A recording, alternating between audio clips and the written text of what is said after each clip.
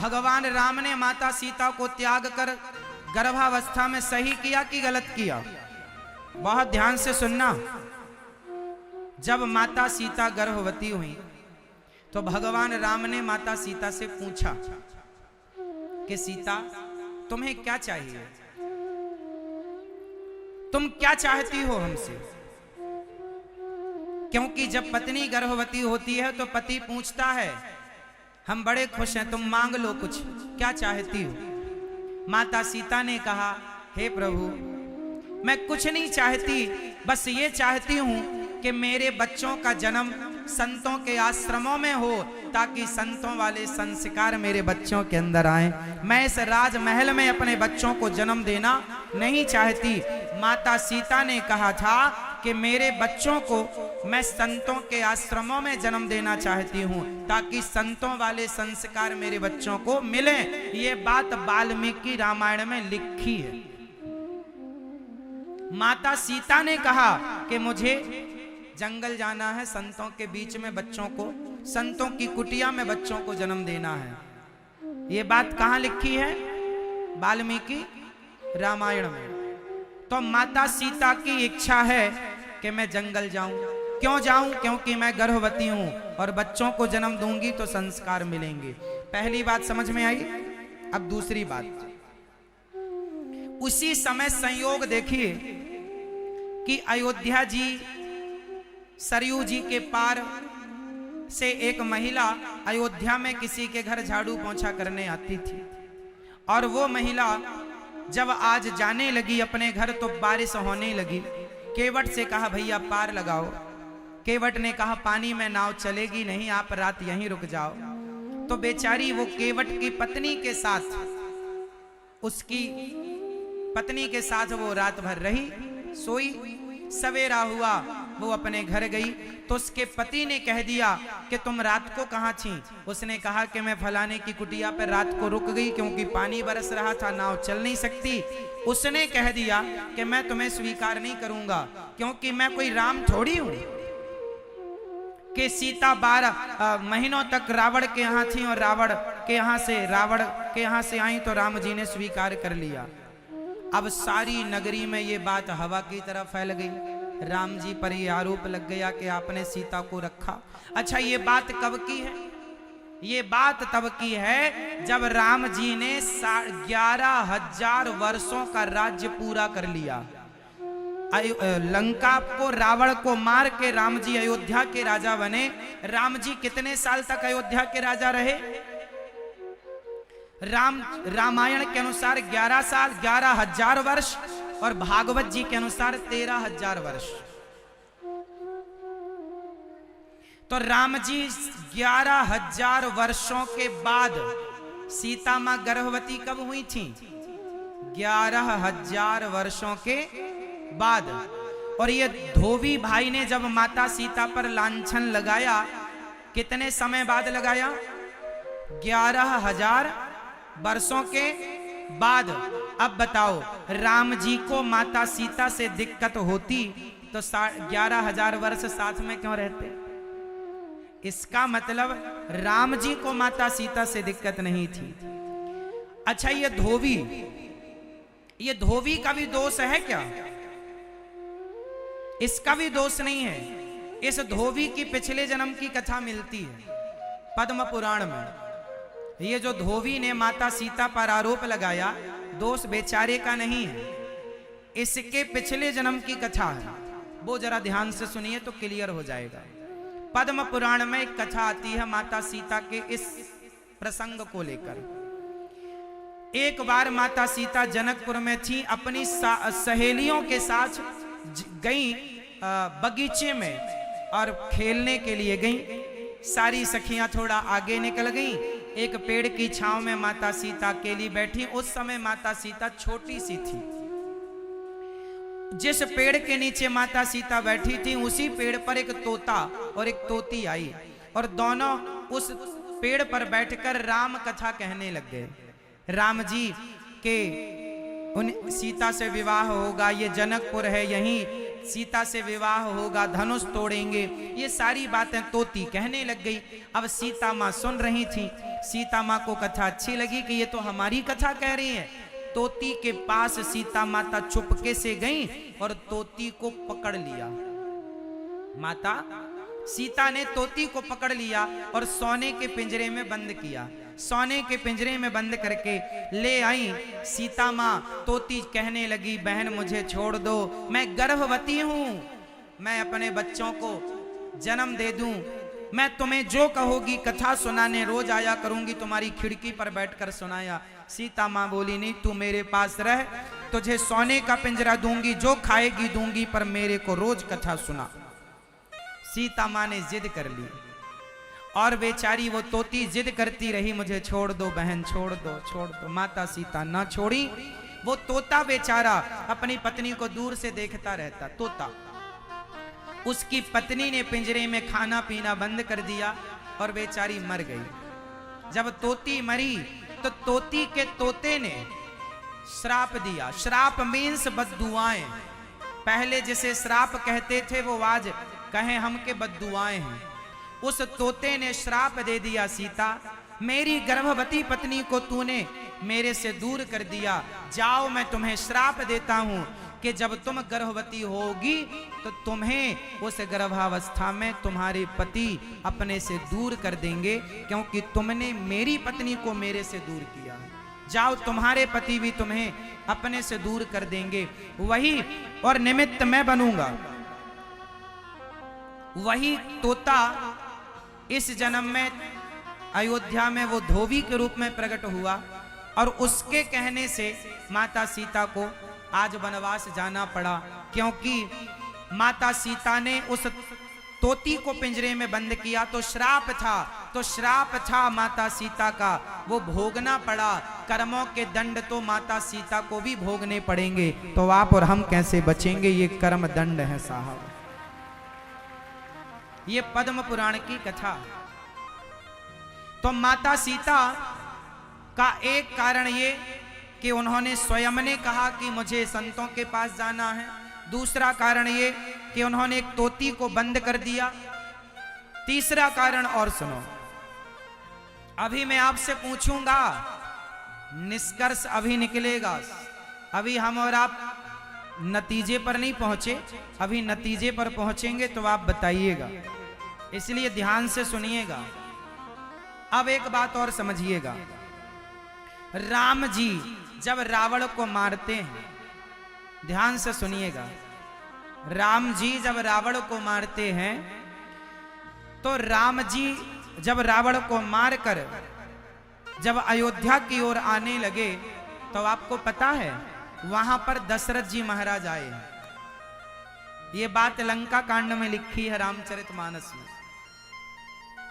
राम जी से मिलने दशरथ जी आए, कहा लंका में। जब रावण मरा तो दशरथ जी आए, राम जी ने प्रणाम किया, पिताजी आप? हाँ बेटा, तूने आपने अपने पिता की आज्ञा का पालन करके पूरे त्रैलोक में ऐसे पुत्र को तूने स्थापित कर दिया है कि युगों युगों तक तेरे जैसे पुत्र की जमाना कामना करेगा। राम जी ने कहा पिताजी आप आज्ञा करो तो आप चलो अयोध्या के राजा बन जाना, फिर सब जस की तस हो जाएगा, हम भगवान हैं, सब कर सकते हैं। दशरथ जी बोले ना बेटा मुझे अब नहीं जाना, लेकिन सुनो अभी मेरी उम्र बची है। अच्छा, दशरथ जी अपनी मौत से नहीं मरे थे, दशरथ जी राम जी के वियोग में मरे थे। तो दशरथ जी की अभी 2000 साल वर्ष उम्र बाकी थी,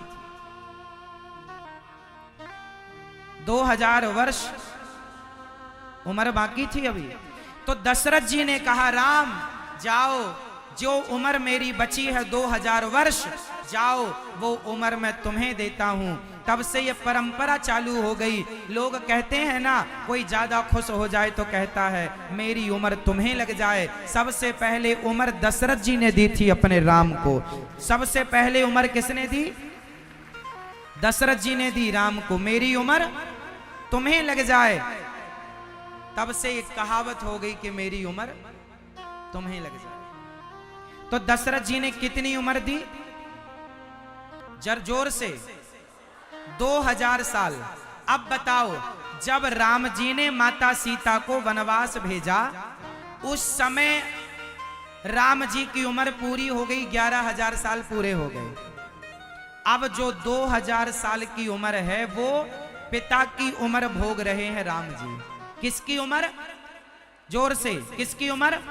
अब आप बताओ कि पिता की उम्र से यदि वो माता सीता को टच करते, पत्नी के रूप में स्वीकार करते, तो मर्यादा बिगड़ती कि नहीं? और राम मर्यादा पुरुषोत्तम हैं। पिता की उम्र लेकर वो अपनी पत्नी, पिता की उम्र से अपनी पत्नी, तो ससुर बहू का रिश्ता हो गया, हाँ या ना? और यदि स्पर्श करते तो मर्यादा। इसलिए राम जी ने माता सीता को उनके कहने पर के मुझे गर्भावस्था में संतों के यहाँ रहना है, उनके कहने से राम जी ने लक्ष्मण जी के हाथ से जाकर संतों की कुटिया में छुड़वा दिया। समझ में आई बात? ये पूरी सारे कारण हैं। अब बताओ, इसमें कौन जिम्मेदार है? राम जी जिम्मेदार हैं। राम जी एक राजा है, और राजा के सामने यदि प्रजा कह रही है कि आपकी पत्नी को हम रानी के रूप में स्वीकार नहीं करेंगे, तो राजा का धर्म है प्रजा की बात मानना। यदि नहीं मानते राम जी, तो लोग कहते लो पत्नी के लिए प्रजा की बात नहीं मानते, तो राम जी पर परिवार के पक्षपात का आरोप लग जाता। आप यदि राजा होते, राम जी की जगह होते, तो आपका निर्णय क्या होता? कभी राम जी की जगह अपने आप को बिठाकर उस स्थिति, उस सिचुएशन पर जाकर देखिएगा, गहराई से विचार करिएगा। राम जैसा आदर्श, राम जैसा चरित्र इस धरती में केवल राम का ही रहा, उनके बाद किसी का नहीं रहा। ऐसे प्रभु राम को हम बारंबार प्रणाम करें और उनकी चरण धूलि अपने माथे से लगाएं। धन्य है मेरे रघुनंदन, जो निर्गुण निराकार ब्रह्म परमात्मा आज सगुण साकार राम बनकर प्रकट हुए। ऐसे राम। अच्छा, राम और सीता, गिरा अर्थ जल बीच सम कहियत भिन्न न भिन्न, ये भिन्न है ही नहीं। अच्छा, एक बात और बताओ, रावण ने जिन माता सीता को चुराया, वो माता सीता असली थी कि नकली थी? बताओ। रावण ने जिन माता सीता को चुराया, वो असली थी कि नकली? जोर से। तो फिर असली कहां थी उस समय? उस समय असली कहां थी? अग्नि में वास कर रही थी। और जो नकली सीता थी वो कौन थी? उस समय सीता का अभिनय किसने किया था? रावण ने जिनको चुराया था वो कौन सी सीता थी? जब असली सीता आपके कहने के अनुसार अग्नि में थी, तो किसी को तो चुराया ही था, तो वो कौन थी? वो कौन थी? उनकी कथा सुन लो। वो सीता थी वेदवती। एक वेदवती नाम की जो ब्रह्मा जी की कन्या थी, नाम था वेदवती। वो सरोवर में तपस्या कर रही थी। हजारों साल हो गए तपस्या करते करते। तपस्या का उद्देश्य था कि भगवान को पति के रूप में चाहती थी। किस रूप में चाहती थी? जोर से। पति के रूप में, भगवान को अपना पति के रूप में चाहती थी। एक दिन रावण चला गया वहां पर जहां माता वेदवती तपस्या कर रही थी। तो रावण ने वेदवती को देखा तो बड़ी सुंदर थी। रावण लट्टू हो गया और रावण ने बाल पकड़ लिए, माता वेदवती के केस पकड़ लिए। और जब केस पकड़ा तो माता को क्रोध आया। माता ने क्रोध में कह दिया, रावण, आज के बाद तूने यदि किसी स्त्री को उसकी मर्जी के बिना यदि तूने उसका स्पर्श किया तो तेरा सर्वनाश हो जाएगा। मैं कहती हूं, और तूने मेरे केस पकड़े हैं, तूने मेरी तपस्या बिगाड़ी है, जा, तेरे सर्वनाश का कारण मैं बनूंगी। ये श्राप मिला था, रावण चरणों में गिर पड़ा, मां पहचान ना पाया, क्षमा क्षमा क्षमा।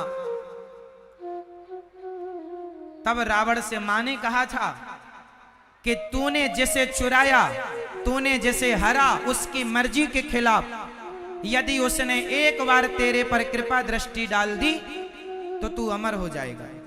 इसलिए रावण को जब सीता मां को रावण ने चुराया तो रावण क्या कहता था, एक बार बिलोकि मम ओरा, एक बार मेरी तरफ देख लो। क्यों? क्योंकि एक बार कृपा दृष्टि से जानकी जी देख लेती तो ये अमर हो जाता। इसलिए माता सीता ने रावण को एक बार देखा भी नहीं, कहता था एक बार बिलोकि मम ओरा, एक बार तो देख लो। अब यहां तक समझ लो, आगे चलो। वही वेदवती जब राम जी की आगे की लीला हुई तो राम जी ने माता सीता को अग्नि में वास कराया।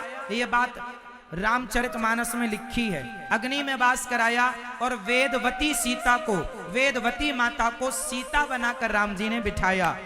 तो वो सीता नकली थी, वेदवती क्या बनी? सीता। इसलिए नकली सीता नकली मृग में मोहित हो गई। ये सोने का मृग, पहली बार सोना इतना देखा तो मोहित हो गई। ये सोने का मृग चाहिए, रावण चुरा कर ले गया। रावण जिन्हें चुराया वो वेदवती थी। चलो यहां तक हुआ, अब आगे चले। जब रावण मरा और लोग कहते हैं कि राम जी ने सीता मां की अग्नि परीक्षा ली, वो अग्नि परीक्षा नहीं थी, असली सीता जी की वापसी थी। अग्नि में थी तो असली की वापसी थी। और माता सीता असली आ गई और वेदवती ने हाथ जोड़कर कहा। अब वेदवती का क्या हुआ वो भी सुनिएगा।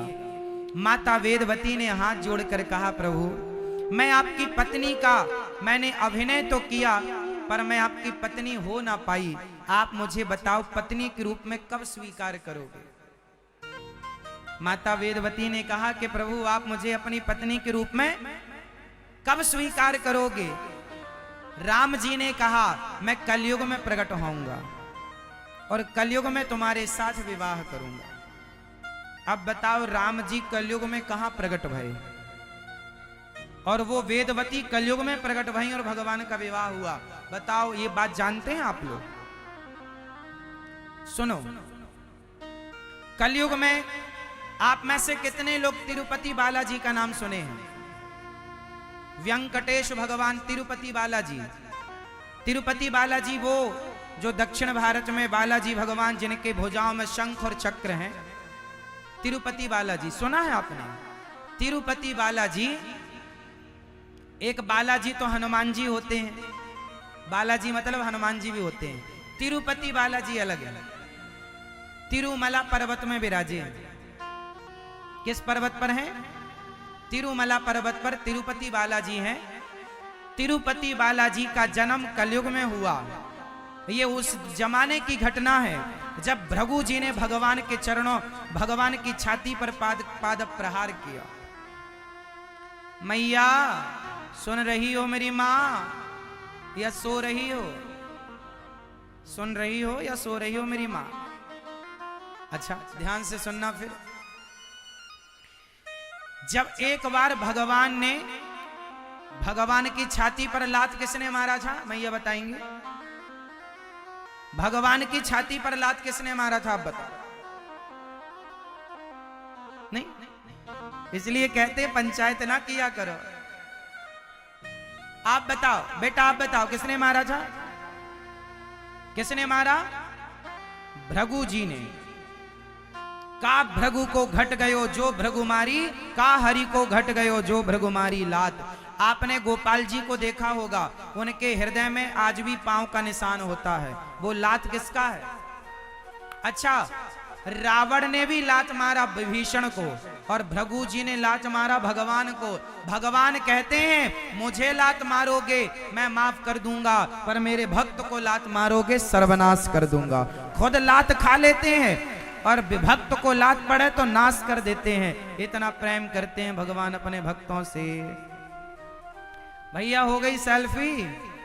ओ सेल्फी वाले लाला सुन लो, लाला सुनो।